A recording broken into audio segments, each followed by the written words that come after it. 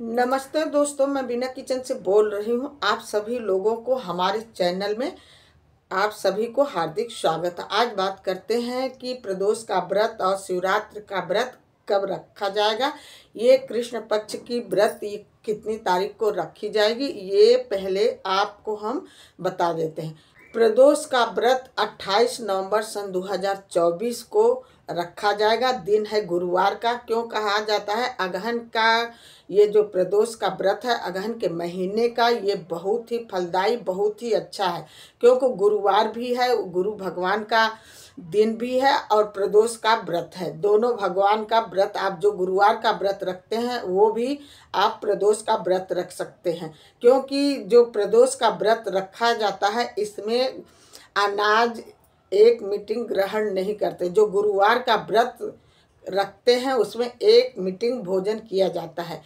जब प्रदोष का व्रत और गुरुवार का एक ही दिन पड़ रहा है तो आप उस दिन यदि दोनों व्रत का फल लेना है तो आप एक मीटिंग भोजन ग्रहण मत करना।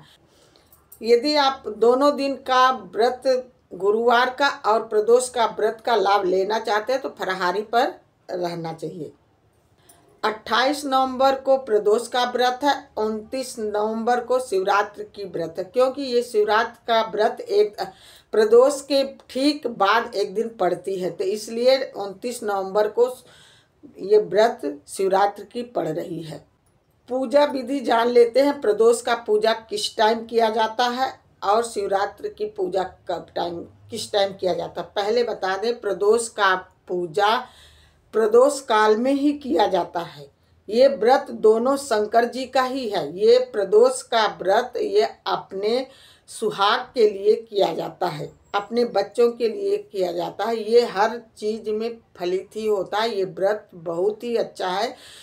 प्रदोष का व्रत बहुत ही अच्छा। जो लोग प्रदोष का व्रत रखते हैं वो प्रदोष काल में पूजा जरूर करना चाहिए। जो शिवरात्रि का व्रत रखते हैं वो सुबह व्रत कर पूजा कर सकते। जो शिवरात्रि का व्रत रखते हैं, शिव जी का सुबह का पूजा उनको करना जरूरी होता है। चाहे तो वो शाम को भी कर सकते हैं, लेकिन शाम को इतनी जरूरी नहीं है।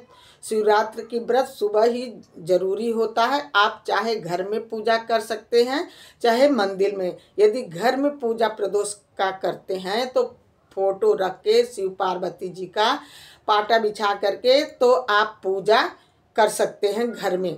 और रुद्राभिषेक भी कर सकते हैं, दूध से कर सकते हैं, गंगा जल से भी कर सकते हैं, ना हो तो साधारण पानी से भी आप कर सकते हैं। यदि आपके पास मंदिर साथ में ही पास में ही है तो आप मंदिर में जा कर के आप पूजा कर सकते हैं। मंदिर में जा कर के पूजा करने अति उत्तम है, क्योंकि भगवान की मंदिर में प्राण प्रतिष्ठा हुई होती है।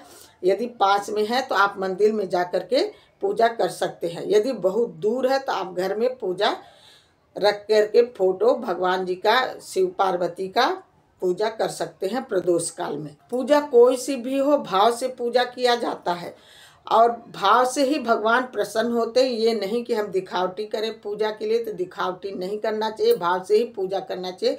बड़े कम सामान में ही पूजा करना चाहिए, क्योंकि रोरी, अक्षत, दही, दूध, चंदन, माला, फूल, यही सब होता है प्रदोष काल में भी।